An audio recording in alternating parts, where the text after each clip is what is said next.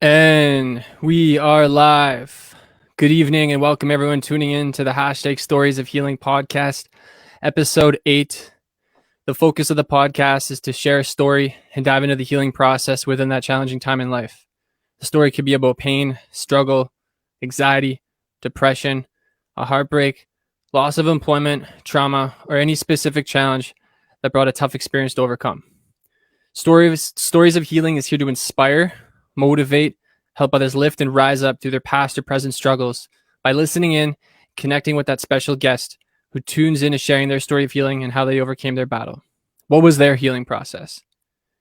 That being said, good evening and welcome everyone. Today's special guest was born and raised in St. Paul, Minnesota, owner of 484 Entertainment and host of the Trap House podcast, lifelong learner and mental health advocate, especially for men. He spent a lot of time working, researching, and giving. He is currently getting ready to launch a program by the name of Trades for Grades, in which he rewards kids for academic achievements with trading cards. And he is also in the process of launching an after-school program that will teach podcasting to teens.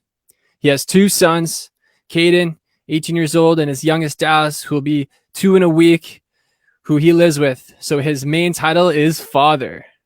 Single father, if you want to be technical. Joe A. GUZMAN Jr., welcome, brother.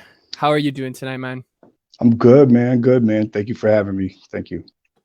Of course, man. Thank you for being on the show tonight. I appreciate you. I'm very grateful to have you on this episode.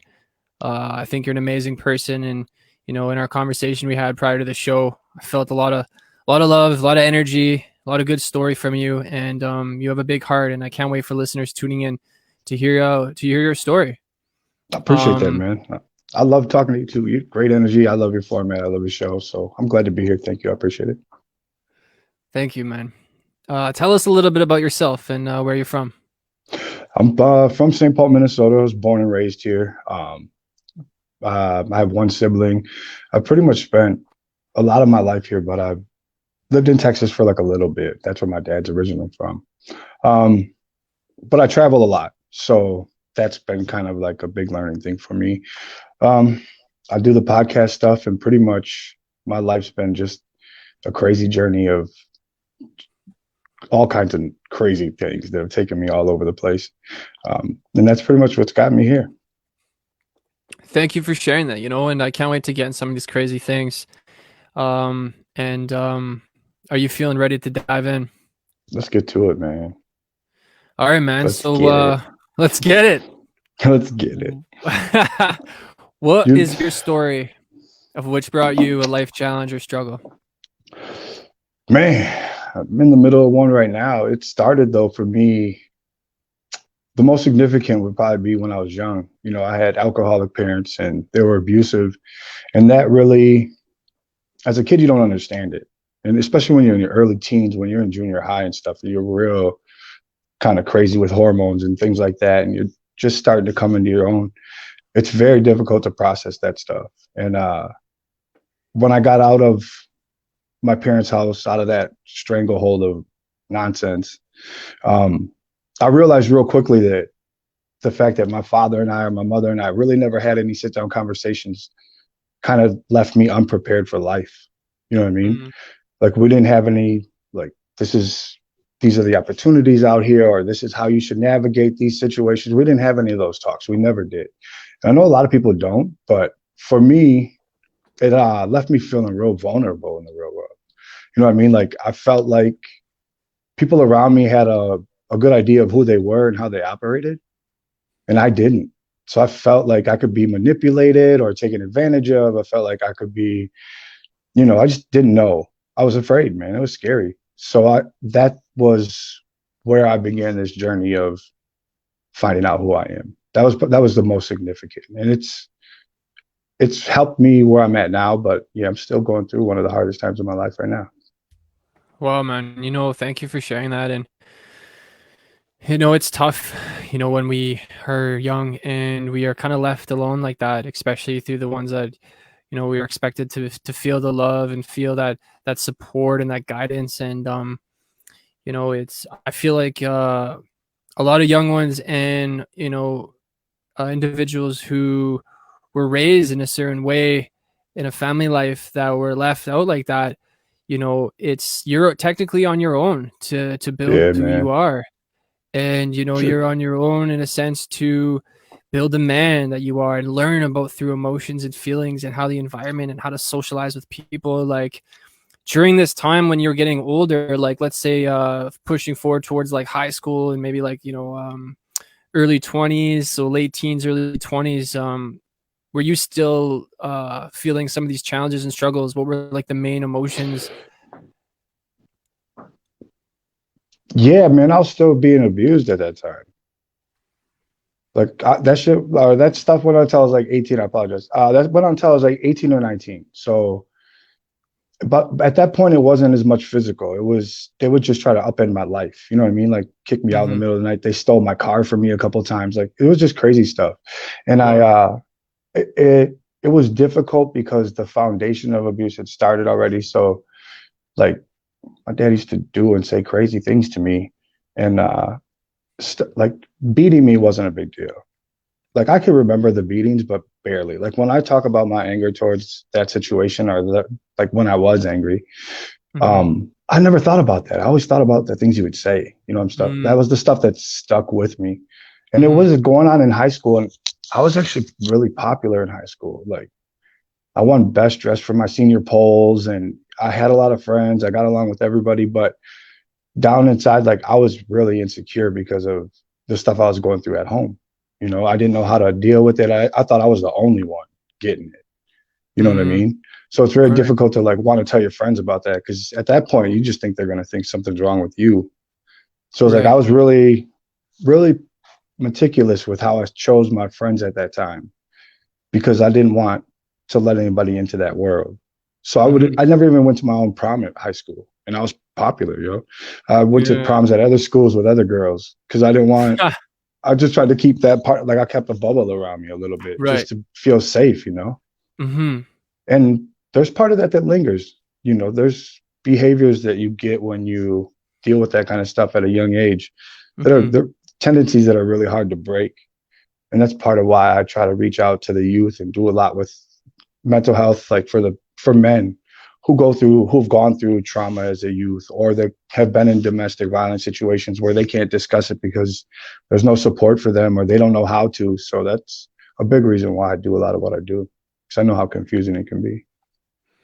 When as you were getting older and really realizing this and reflecting that this started really affecting you mentally and emotionally, um what were things that you try to do to keep yourself healthy during this time? Man, I'll tell you, I went on a journey, man. I really Mhm. did. And it's one of the main things I try to tell people is it saved my life. And I really started to look at me. So I Mm. took myself apart. I deconstructed everything about me. I found all my Mm. fears, all my weaknesses, all the things I didn't like about myself that I would change. And I started to go, okay, how can I rebuild myself and be the best me that I can be? So I established my core values, how I operate. I know what I stand for. I had to define how I live, like everything. And then I said, okay, this is what I'm going to be. This is how I'm going to operate. And I also went to therapy for 20 years, and I do all of it. I do a lot of research on my own. Um, but man, that finding myself and really defining myself changed the game for me, man. It really Mhm. did, because it gave me a confidence. Like I know who I am. So now Mhm. I'm standing taller than I ever did before. I can Mhm. walk into any room and I'm good because I know how I operate.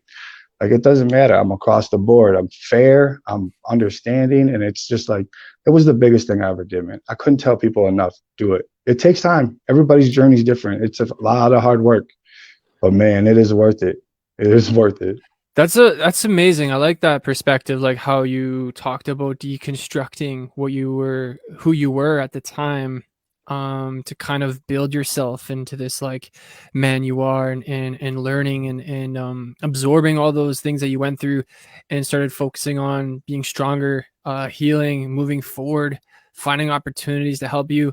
I'm curious, like, besides reaching out for some help, when you're doing the deconstructive of yourself, were you into like writing at all? Were you into like what were some of the tools and channels you used to kind of really reflect? Writing was a big thing. It was probably one of the main things. In fact, I had a little leather journal that I kept with me all the time. I had at least 2 more journals in my backpack and like a regular notebook. Man, I wrote I still write every day. I've been writing to my unborn child for 10 years. Wow. And it's all stuff about my experience of reconstructing myself, or, great books that I've read, life lessons that I've seen, things that I just thought would be interesting. And then I include questions. I write to myself every day. I write to my son every day still.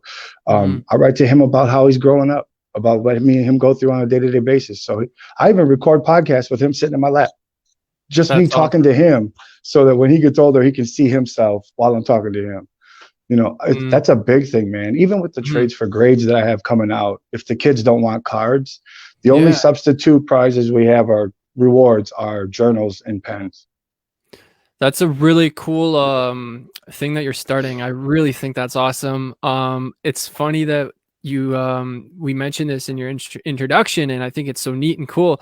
And what a coincidence. I was on my way home from work tonight, and I see this like Tim Hortons ad, and it says, "Oh, we got trading cards now," and it was hockey players on this big banner. And I thought about you, and I was like, "Yo, I got my show tonight." And this guy's, we started this program for kids, and I think I really like that, you utilize now, or when you started transitioning into focus on helping others in the community and the youth and men who went through this, because at the end of the day, this is always going to be here. At the end of the day, there's evil in the world, and sometimes people do harm people, and sometimes it could be our own people. It could be in our own blood. And so I think it's awesome that you harness some of that trauma and what you went through into helping your son and helping the kids, with this academic achievement program for trading cards. Like, that's so cool. Like, that's the first time I've ever heard of that. So I think, like, I hope this blows up. I think it will. I think if you really push it, going into when you're deconstructing yourself and transitioning into who you started really feeling good and confident in the man that you wanted to be, what age were you at when you do you roughly know when you started really transitioning into who you truly were, and started really like loving for who you were, and maybe being stronger to deal with some of the attacks that may have had happen? During that transition. That's a tough one for me, man. Okay. Here's the thing, like I'm able to compartmentalize, and I understand the value of everything that happens in my life. Okay, I understand what it means. I also understand that a lot of it is it's not even about me. It's about their behavior. Like, their behaviors don't define me as a person. You know what I mean? But it's just, I had to deal with it. Right. But it's still, man, like they say, there's empaths or whatever. Right. Man, I love people so much that those hurts like really hurt for me. Like, like they burn, bro. Like I take them way to heart. So I don't know if I'll ever heal from that. Like, I'll always hurt because I love people. Because the 4 people that have hurt me the most have been my mother, my father, my sister, and my girlfriend that I was with for 20 years. Like, the 4 people that were closest to me were the ones that burned me, And knowing who I am and how I operate, like, I'm the last person I would think you would want to do that to. Because as long as you with me, like, I'm rocking with you till the very end and then some. So, but I think I was 19. Well, I was 21 for sure when I started the therapy thing. I went one time. Okay. And I was just like, I don't know if I can do this, because I just didn't know, man. I didn't feel comfortable. How did it feel? gross. Yeah, just to I was, unleash like all that to someone you don't know. yeah. Well, I felt weird just walking in there, like as a guy, like it was still tough man days, and Hmm. I was just Yeah. scared, man. I didn't know what I was gonna talk about. I didn't even know if I should talk about it. I didn't know if they were gonna say something was wrong with me, or you know what I mean. Like there's just all these questions, and it's when you've never talked about it before, it's very difficult to just go here, take it all, look at it, you know. Hmm. But I didn't. It was also this is what I'll tell everybody. If you've ever done therapy and you didn't like it, remember, you don't have to just take the first therapist you talk to. You can go in there and interview them too. Find Mm. somebody like just like you would if you're out at a bar or if you're at a library or if you're at school. Find somebody like that. Go pick a friend like that. Pick your therapist the same way you would a friend. Find Hmm. somebody that you're comfortable talking to, that you have a connection, because how are you going to open up to somebody that you Amazing. don't feel comfortable with? So Right. go sit with them for 10 minutes, 15 minutes. And if you don't feel that, if you don't feel that click, find somebody else.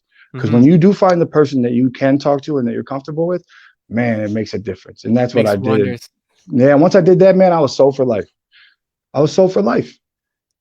Yeah. And yeah, and that was a big part of it too. And that's where the helping comes from. Because I didn't want to take medication. I was like, I'm depressed, man, Yeah. but you ain't giving me no medication. So let's find ways to offset my lows with highs. Let's pick Mm. something that's that can make me go to the opposite end of the spectrum. And helping others was that thing.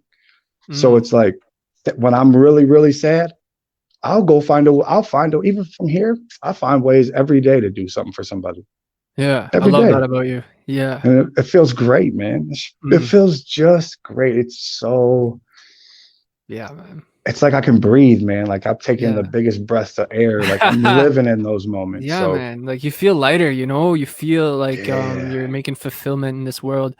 I love that. I love the way you just shared that story like that. If you could remember a time when so after like a little bit of the therapy and you really started like realizing, wow, like using those lows into like the highs of giving back into the community and other people, and you're like, wow, this feeling. Is there like a story or something you can remember where it first hit you and you were like, yo, I love this. I want to continue doing this. Ooh. You know what I mean? Yeah, Yeah. like something where you gave back in a way and you're like, wow, this is what I want to do. But where do I start? You know what I mean? Yeah. Well, honestly, man, it was when I was 11 years old. Mm, 11 years old. wow. I started volunteering at a rec center by my house. Okay. Frost Lake Elementary School. Shout out Frost Lake. Cool. Um, Shout out Frostlight. Shout out Frost Lake. Yeah. Yes, I would hang out there and play like ball and stuff. And I, Nice. I was there every day. I lived right next door. But Okay. I started coaching. They lost their like floor hockey coach. So I started coaching the kids floor Mm, hockey.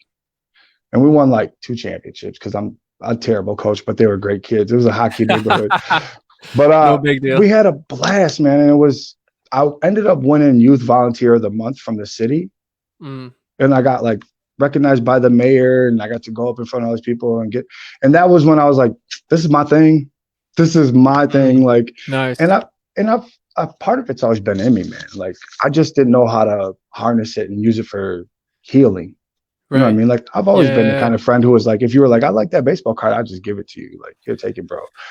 You know, my mom's that way, but Mm, she's got to be drunk. But if my mom's ever drinking and she has stuff in her house you like, if you point it out, you can take it home. She'll give it to you. I mm. think that's where I got it from, except I didn't get the drinking part. Okay. Yeah, but it's carried over. I Yeah, can't think when of a time. Well, I did it in elementary. Even when I was young, my yeah, mom said that I came home from school one time and she said I was crying. And yeah. I was like, what was I crying about? She said, because some kid at school was getting bullied. And this is elementary, I think. And they were making fun of him because his clothes were dirty. And she said that I don't remember this. She said I took all my clothes to school and gave them to the kid the next day because Wow. I felt so bad for him. So, I mean, it's always been in me. Mm-hmm. But now it's become a healing tool, and it's become a way for me to hopefully create a better world for my son, you know. Mm. When did you start let's say if we fast forward like let's say mid Hmm. 20s, late 20s, when did you really start like rolling along with giving back and really like snowball affecting, like, wow, like, I love this. Working on this project. I'm starting building this. I started focusing, on these good things, and you started really like almost become like this habit of giving back? Well, that didn't start till, honestly, man, probably not till a long after mid-30s, maybe.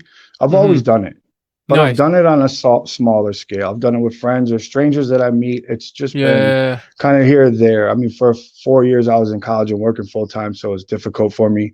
And honestly, man, I was still on my reconstruction journey. That took me, Mm-hmm.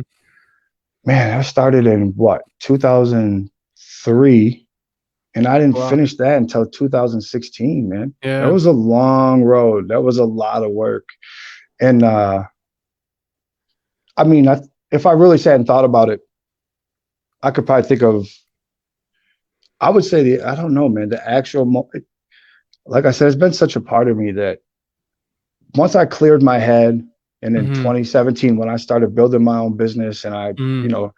started like producing during the day, like I was, how do I want to say this? I was starting to see the fruits of my labor when it came to like, Nice. I had built all this stuff up inside of me, and then I said, okay, Right. now let's see if this Let's works. put it If out this is there. what we're doing. Yeah, let's put it to Yeah, work. And then for started sure. kicking in. Yeah, and then I started just, I'll tell you when, man. I'll Yeah, tell you tell me. when. I remember now. Nice. Let's go. I remember, man. Go. I do. There's this African American dude named Wendell downtown St. Paul. Shout Great out. dude. Shout out to this dude. I gotta find him, man. I was just thinking about him the other day. Yeah, man. Go find And this I guy. remember I gotta find, we're real close. I remember I gave him like $10 one day, which isn't nothing. And he was like, oh, I want to get, I said, man, don't tell me I don't care what you use it for. Mm-hmm. You're happy. I'm getting joy. You're doing me a favor, man. You're helping me because I'm giving you $10 and you're happy and I get to feel good. You know what I'm saying? Like, I wish I could do more. Like, don't explain to me why you need it because I don't Mm-hmm. care. I don't care if you go buy a bottle. I don't care if you go get something to eat. I don't care if you tear it up and throw it in the air. You don't have requirements, bro. Just take the money. You know what I'm saying? And me and him just started talking. He told me a story, and I was heartbroken. A divorce sent him down this path. You know what I'm saying? And it's very understandable. It's tough. And we became close. So close that this dude, I was like, yo, you coming to Thanksgiving tomorrow, right? You know what I'm saying? Like real close. Nice. And that just him, he was loved by everybody downtown. Loved by everybody. And he would introduce me to people all the time. And I was like, why is this dude, like, this dude is struggling. He's big up in me every chance he gets. You know what I'm saying? Like, that was when I was really like, I got to do something. Cause I kept telling him, like, we got to figure out a way to get you out of this situation. But I kept telling him, but you got to be ready. You know what I mean? Like, don't have me play a bunch of cards here if you're not ready. You know what I'm saying? Like, Right. Let's get you ready and then let's do it. Let's figure something out. And then I lost track of him, man. Like, I know where I could find him, but I've moved now far away, and I'm just doing the single dad thing. And I think you should reach out to him, man. You should tell him how grateful you are for the stuff you went through, and that's amazing. I am, man. Look, man, he really humbled me. Nice. Because seeing how happy he was, and this is a time where I was going through some tough stuff too, I still help, I still do my thing, but he really showed me, like, he is just such a good heart. And I started to feel like I was becoming more jaded from everything that I'd gone through. And I was like trying to pull myself back, like, don't lose yourself. Don't lose yourself. Cause it's no good if I love people and I'm not willing to help them because I've been hurt. Right. That doesn't mean no good.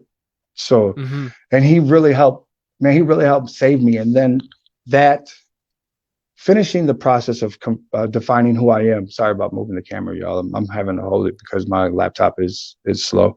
It's not slow, just terrible. But it's a Lenovo.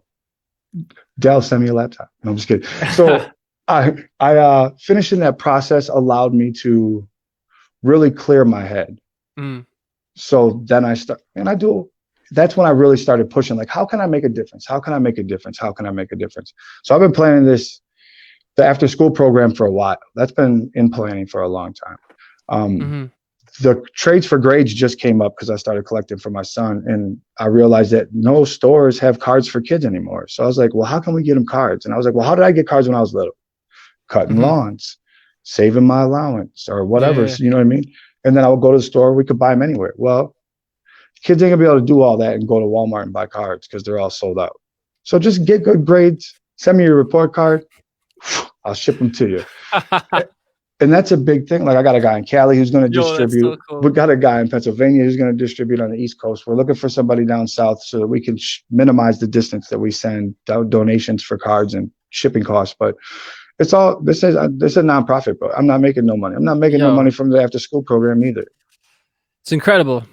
You know, it's just love, incredible. Man, for people. Yeah. But that I would say 2017 though, man. That's probably when I started doing for me. Yeah. And I really got clear of the work. Once the work is hard, man. So in that moment, in that 2017 moment when you started clearing that mindset and started how do you say this, redirect where you wanted to go with your heart and your mind, connect that both, you started feeling that healing, you started feeling, okay, I know what I would need to do to give back. Right. What was the hardest thing to let go of in that moment? People. Wow. Okay. People. Because when you become enlightened, when you start to know who you are and how you operate, you realize that there's some people that just don't fit the mold of your right. world. So there's certain people in your life you would just need to let go. Just gotta say goodbye, man. I had to tell some of my friends, like, yo, I like hanging out with you, but we're going different directions, man. I'm out. And you gotta do it. And it's hard. It's hard. Yeah. Especially when you love them. Yeah, man. I reflect back, and even just this past year, so. And there's some people that I love, man, too, that I had to let go of, you know, based on that same, that same wavelength. And at the end of the day, if your heart and mind has a different path, you know, especially when it comes to supporting and help community, staying humble and genuine in who we are, you know, you want to be surrounded by people who are humble and genuine and that same mind and heart, you know, and I don't really. I just want to make sure that the people I'm around either can teach me something or that they're going something. You know what I mean? Like I want to see everybody win, but we can't win on the couch. Like I've wasted time in my life. You know what I mean? Like I was afraid to like change jobs if I had a bad job because I was all the stuff that I went through. Like any bit of security or like I had a terrible job, but I just took it to go to school during the day and then work at night and do homework. But I didn't want to leave that job when I was done with school because I was scared. Because I had security. I had my nice place and I was working close to home and I was safe. And my life when I was younger made me really cling to anything safe. You know what I'm saying? Right. And I knew my potential and what I should be doing, but I just was like, but I'm safe here, so I'm gonna stay. Yeah. Man, one day that was part of the process. I had to just break that, just break it, force myself to just do stuff. Isn't it amazing though, that feeling after you break it and you start really pushing forward and you're like, look back and like, wow, I actually did that. And like, I feel so good. Bro. It's almost like you just got yourself. It's almost like you won the Olympics for yourself. My legs are shaking right now. I get so excited. Oh, dude, it's cool, the best drug in the world, man. When you've accomplished something that you didn't think you could do and you start to see it build or you start to see the result.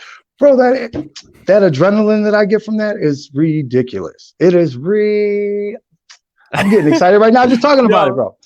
Yo, it's that adrenaline and what you just mentioned is why I wanted you on the show tonight. And because of our first conversation, how we're connecting and everything you're sharing, I was like, wow, like man. You know, I just wanted to have it right away. But no, this is amazing, man. You know, you're a solid person and I'm proud of you to be able to go through what you went through and and where you are, man, and what you're doing for your son, what you're doing for these kids. And I see big things coming your way, and I think it's only a matter of time where the universe is starting to really attract towards people like yourself and in the way what you're doing. 100%, man.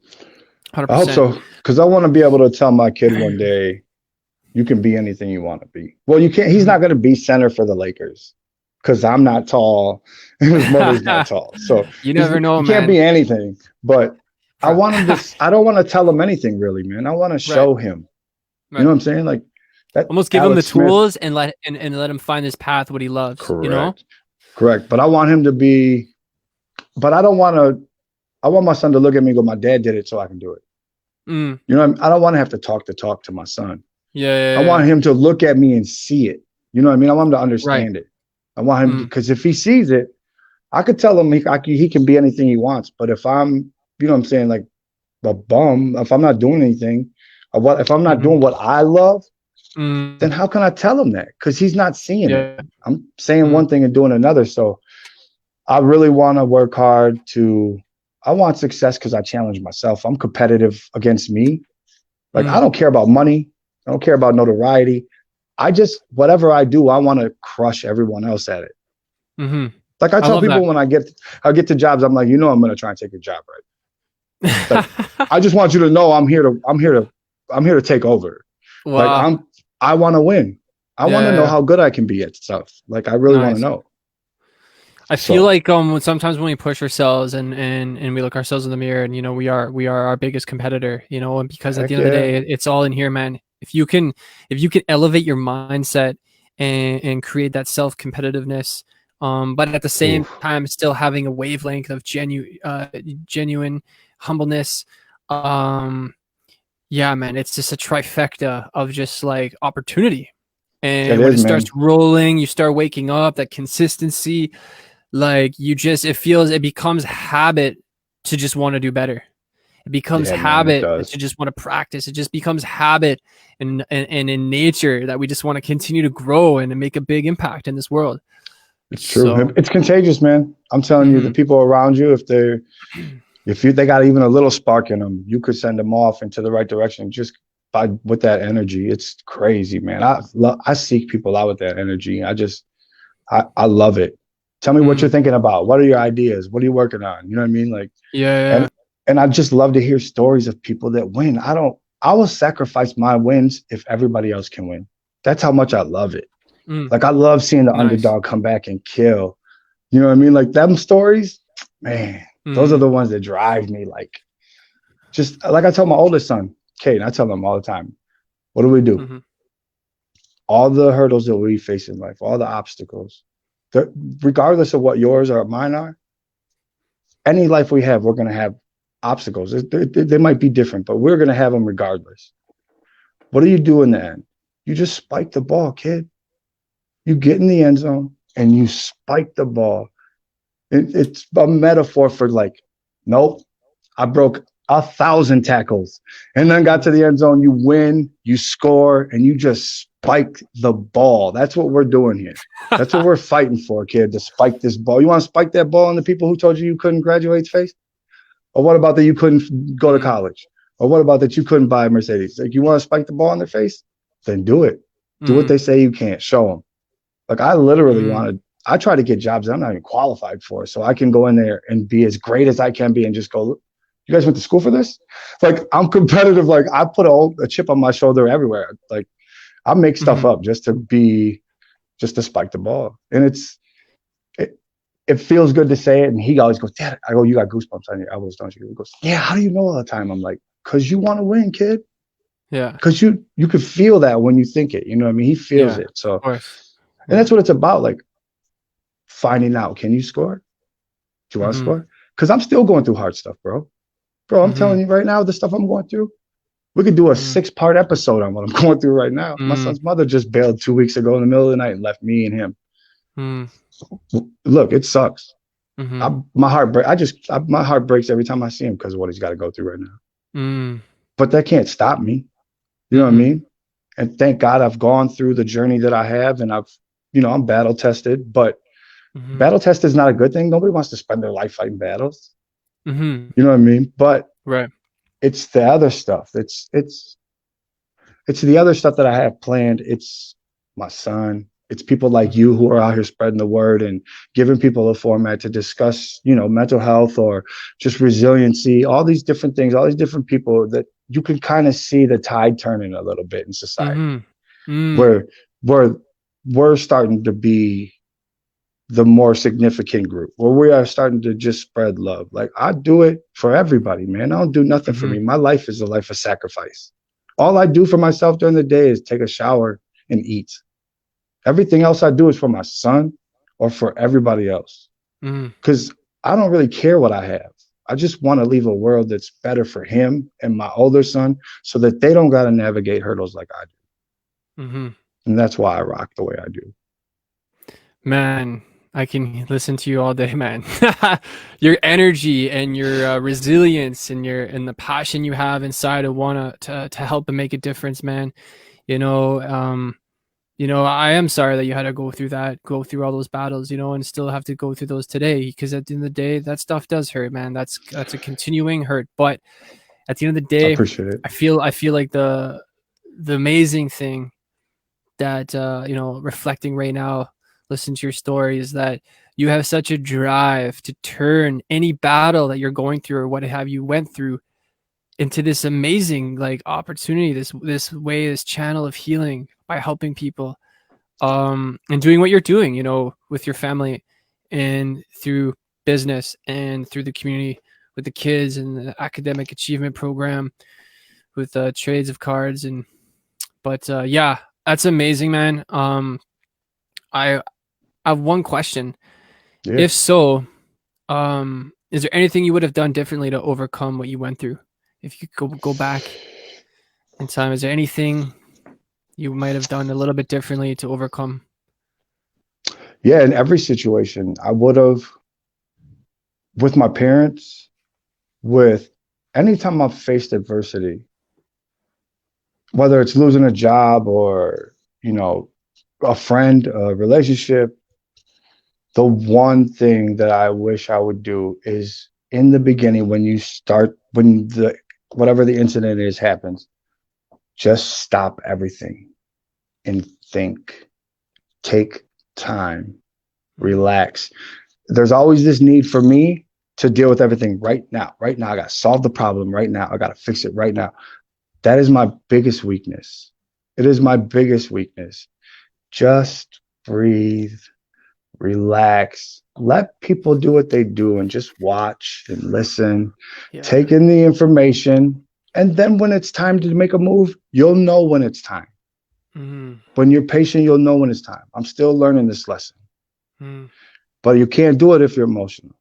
And you can start to spiral. I could start to spiral. I shouldn't say everybody else, but for me, if I start to go, and I start to get upset and I try to solve, then I just go in another direction where I'm like, why can't we solve this? Like I start to get more and more frustrated. I just got to relax, because when I do relax, sometimes the problems solve themselves. Sometimes I've turned something that I thought was a problem into a problem because I wasn't patient enough to find out that it wasn't a problem. You know what I mean?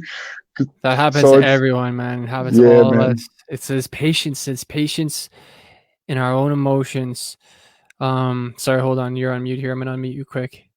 There you go. I can't unmute your guest because it shows. Oh, there you go. You're good. I think I hit it with my finger. Yeah. No, it's all good. I wanted to say, yeah, we all go through this. I find that sometimes our emotions, get us into those situations, and sometimes it just takes a little bit of patience, a little bit of breathing, a little bit. Okay, you know what? Let me wait a little bit before. And if we do, I feel like almost 95% of the time, if you actually wait, something good will come out of it. But if you let your emotions start making that decisions too early, and then you find out, it's like, man, what am I doing? Like, I just put myself in this like rabbit hole of my own emotions, my own, whether it's anxiety, stress, could be a little bit of anger, anything. So I feel you on that. I totally do. I have one more thing. Yeah, I know, of course. Questions. Ask questions. Just ask questions, whether it's to yourself or to somebody else or whoever. If you're going through it with somebody else, if you have a relationship, ask questions. You can never ask too many questions. And if you ask enough questions, even if someone's lying to you, you can find out the truth on your own. True. Just ask questions. Don't assume. I do that sometimes. That's one thing I've gotten a lot better at, though, because I'm naturally inquisitive. So I just want to, I'll talk your ear off and I'll ask you a million questions. Like, I'll ask you in the middle of the night. I'll ask you 3 days later. But just ask questions. Make sure you have all the information. And while you're doing that, relax. Good to go. So, Joe, what are you doing today besides the program that you're starting right now with the kids? What are you doing today with 484 Entertainment? You're the host of the Trap House podcast that you've started. Correct. What tell us a little bit about that, and if people listening and tuning in, what would draw their attention towards some of the business that you're doing right now and some of your entertainment? Chaos. No, I'm just kidding.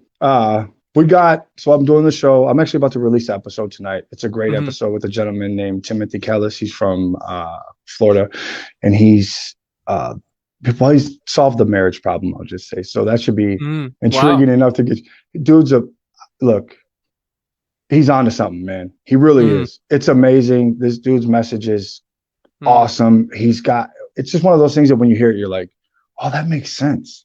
It's real. It's cool. Yeah, So yeah, I'm going to release that's that important. today. It is, man. What This he's doing is information, important. it is, Sorry, I don't mean to bro. jump in quick, No, but what you're he's doing good, is man. It's your incredible. show.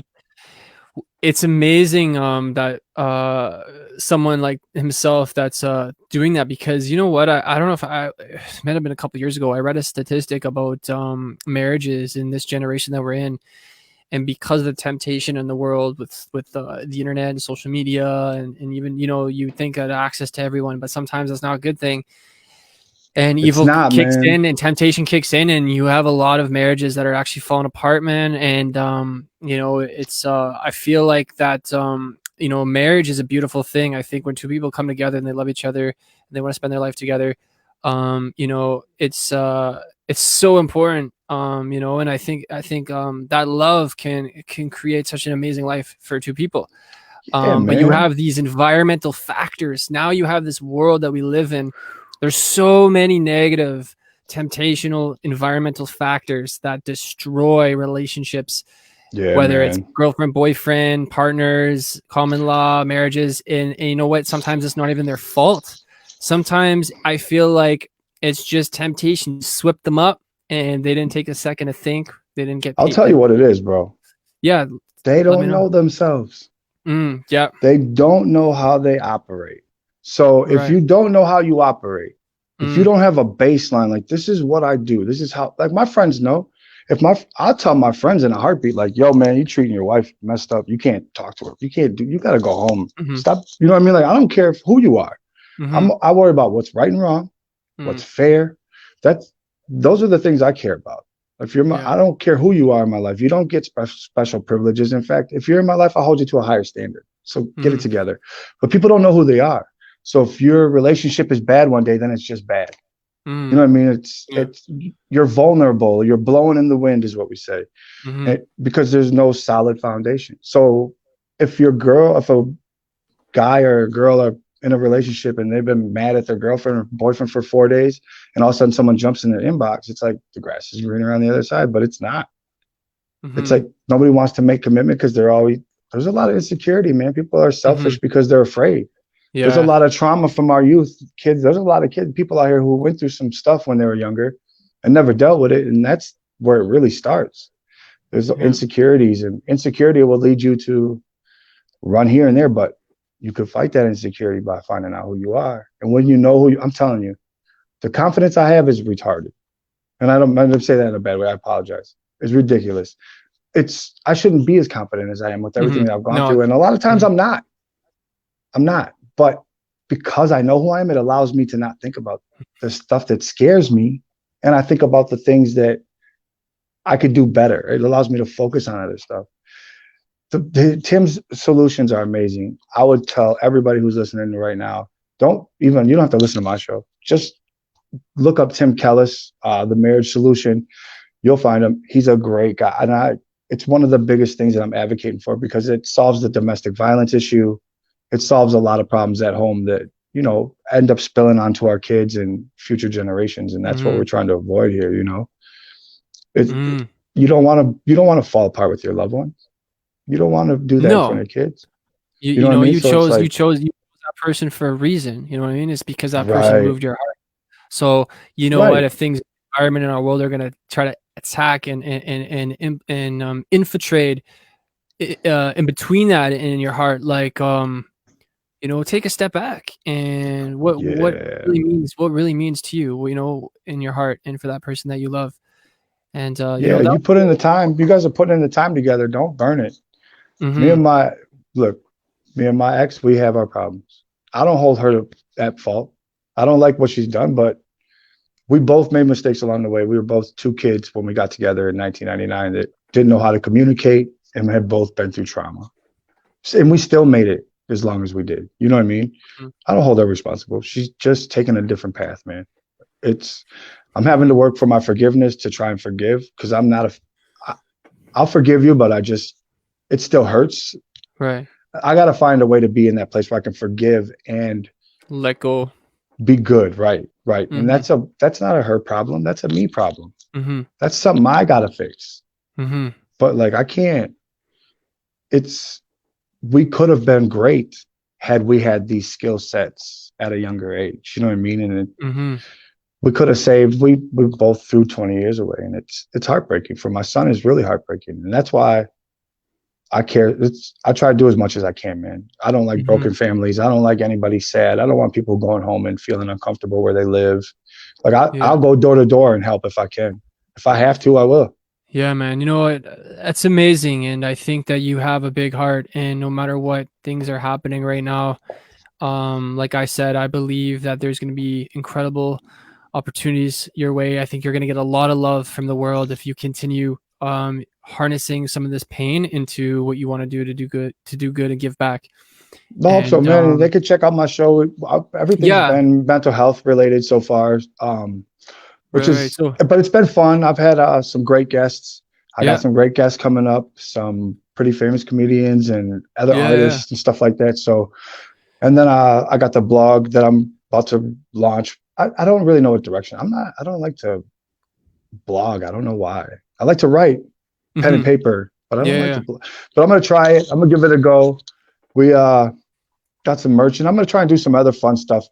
Try and make it way more fun. We're going to do interactive stuff. Tim's actually going to be coming back on. We're going to take calls from guests and let them call in and ask questions. Yeah, man. We got Cool. a lot of stuff coming up, but and if you guys want to be part of the Trades for Grades, hit me up. If you guys want to sign your kids up, hit me up at Yeah, man. 484entertainment@gmail.com. Hit me up and I'll sign you guys up as soon as the website launches. We'll get it going. Yeah, man. Yeah, people listening in, tuning in to this live stream or see the recap video. If you do have Instagram, please go follow the Trap House Podcast. It's all one word. I believe your Buzzsprout link is on your Instagram page, right? I think so. So, Yep. so if they want to, I was checking out earlier. So if they want to, people listening in, they want to check out your episodes that you're launching. That link in your Instagram will take you there. Correct? Correct. Yep. Nice. Yep. So that's amazing, man. I think I'm proud of you, man. Like, it's so awesome to hear resilient stories like this. And I think because at the end of the day, we're all human. It doesn't matter how strong as a man we could be. At the end of the day, when we're a young boy and we're growing up and we're trying to just learn about the world and we're treated in a certain way, it affects us long term. And, True. and I think right now in your life, you have, amazing opportunity in the space right now to be able to connect with the world in a way. You have these other amazing people coming on your show and building this environment and building this new like circle, this new healing, this new like, I guess you could say this new world for you, really, like, like Mm-hmm. giving back. And like I think we should stay connected for sure. We're going to. For sure. And I want people that listening in to really reach out to you, and check out your episodes because you bring a lot of energy. You have a lot of heart, and I just like that you're like straight to the truth. You're straightforward, man. And I have one last question. Uh-oh. It's good, I promise. I wasn't there. I wasn't No, there. I no. swear to God. So for people listening in, tuning in, for our young youth out there, especially our youth who could be struggling through something that you went through, that could be going through that right now in our community, Right. where it's domestic violence or it's domestic mental, verbal abuse, anything. What are some words of wisdom, some words of love that you can to say to our youth, our community?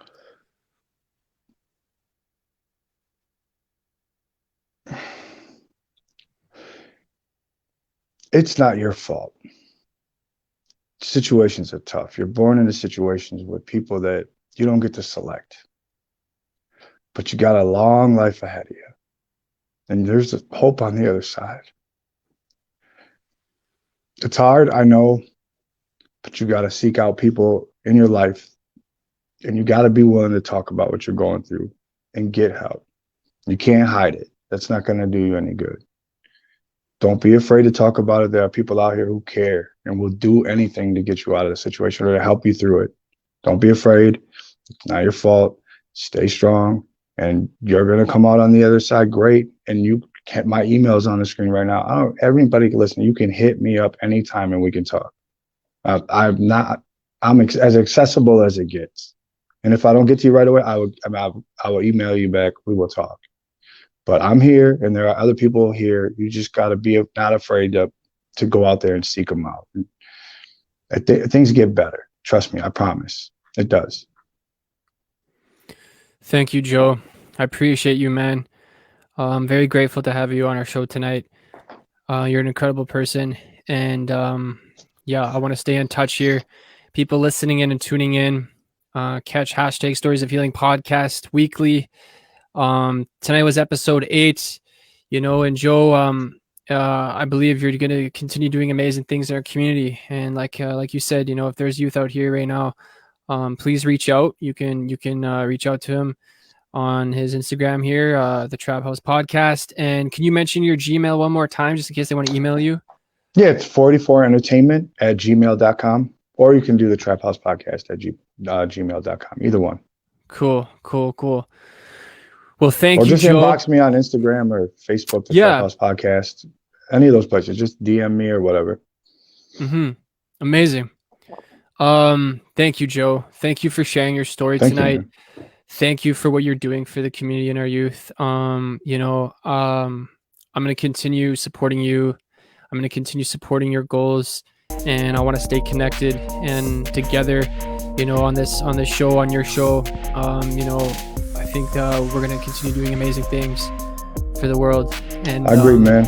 And thank you too, bro, because you're doing the work just like I am. You're giving people a voice, and this is a great format, man. This is an amazing show, and I love it. And I'm excited to work with you some more. And let's make a difference out here, man. Let's kill it. Let's kill it, man. All right. Let's kill it. Let's share the love, man. Well, Joe, thank you so much, man. Have a good night. Thank you, everyone. Good night.